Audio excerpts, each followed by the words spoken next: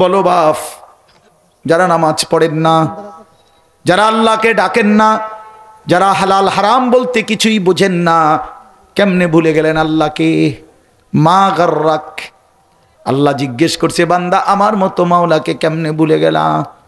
হযরত মাওলানা তারেক জামিল সাহেব বলছে আল্লাহ যেন এরকম কাছে আইনা মাথায় পিঠে হাত বুলাইয়া এক আপন মায়ের মতো যেন বলতেছে, এই বান্দা কেমনে রে পারলি আমারে ভুলে থাকতে? একটা বছর কোনো দিন আমার ফজরের সেজদা দিলি না, একটা দিনও জানলিও না আমার ভোর হয় কখন, আমি সূর্য উঠাই কখন, আমার ফজরের আজান হয় কখন, কোনো দিন শুনলি না? কেমনে পারলা বান্দা? বলো ভাইয়া। এজন্য দয়া করে এই রাত গভীরে ভাবতে শেখেন। একজনই ভাবেন, আমি আবারও বলছি আমি সংখ্যার কাঙ্গাল না, খুব বেশি কম এটা আমার কোনো মাথা ব্যথা না, কিন্তু একজন হলে একজনই ভাবেন। একটা যুবক ভাই তুমি ভাবো, কেন সেজদা দিলা না?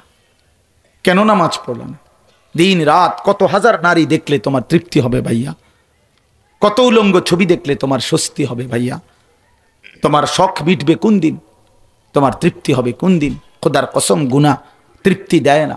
সারা পৃথিবীর সব নারী উলঙ্গ করে দেখলেও তোমার তৃপ্তি হবে না। সারা সব সাগরের পানি মদ বানায় দিলেও নেশাখোরের তৃপ্তি হয় না, তৃপ্তি হয় না। জুয়ারি কখনো তৃপ্ত হয় না, নেশাখোর কখনো তৃপ্ত হয় না, হারামখোর কখনো তৃপ্ত হয় না। এজন্য আমি অনুরোধ করছি, আমরা প্রত্যেকেই ফিকির করি আমাদের জিন্দিগি আখেরাত। আমরা মুসলমান, আমরা মুমিন, আমরা মুমিন। কোরআন শরীফে আছে আল্লাহ তাআলা জিজ্ঞেস করছে, ফাবি আইয়ি হাদিসিম বাদাহু ইউমিনুন। প্রিয় ভাই আমার এই শেষের কথাগুলো শুনেন। আল্লাহ তাআলা বলছে, বান্দা আমি 23টা বছর কোরআন নাজিল করেছি। আল্লাহ নিজে 23 বছর কোরআন নাজিল করছে।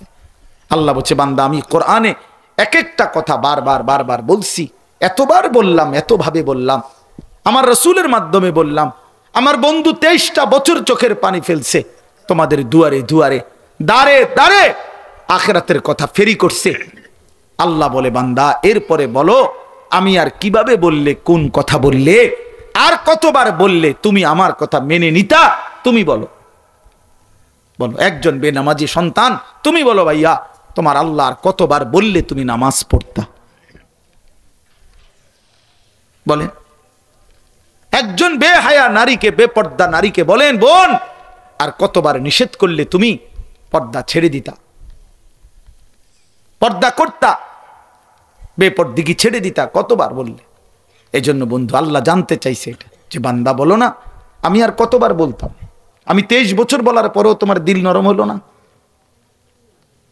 তোমার দিল নরম হইল না?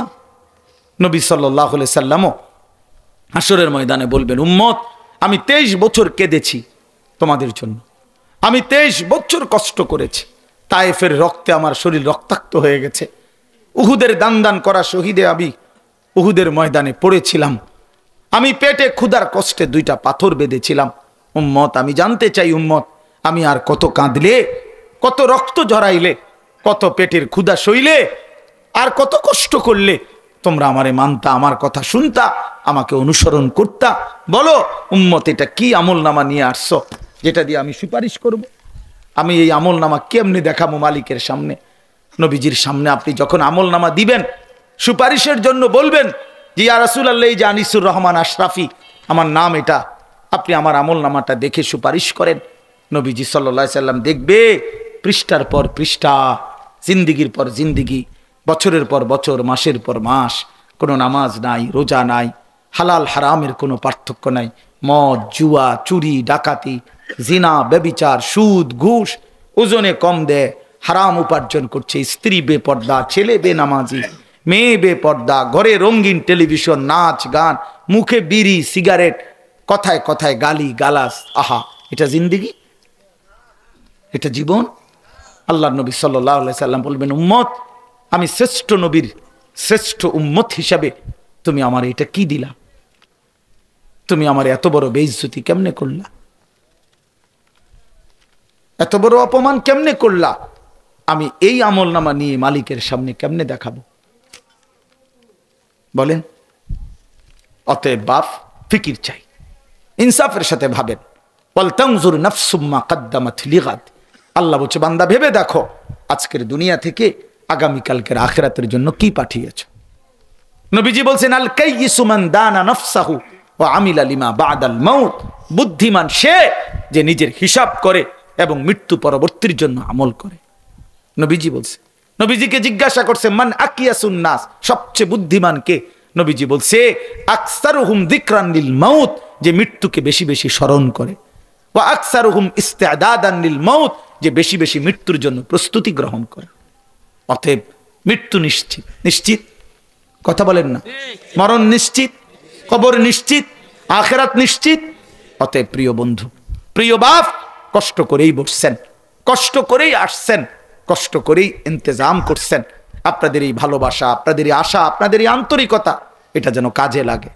আমাদের সামনে মাহে রমজান, এই শেষ কথাটা হলো এটাই, যদি ভাবেন, যদি বোঝেন আসলেই আমার আখিরাত সুন্দর করা দরকার, দেখতে দেখতে আমার হায়াতের লম্বা সময় চলে গেছে দুনিয়া দুনিয়া করতে, গুনার নাফরমানিতে, আমার আখিরাত দরকার, তো ঘুরে দাঁড়ান, আরেকবার ঘুরে দাঁড়াইয়া এবারে রমজানকে সামনে রেখে গুনাহ ছেড়ে দিয়ে আল্লাহর ইবাদত, পুরো একটা মাস রমজান সুন্দর করে আল্লাহর হুকুম পালন করেন, সবগুলো গুনাহ ছেড়ে দেন, চুরি ডাকাতি জেনা ব্যভিচার মদ জুয়া সুদ ঘুষ নারী ছবি।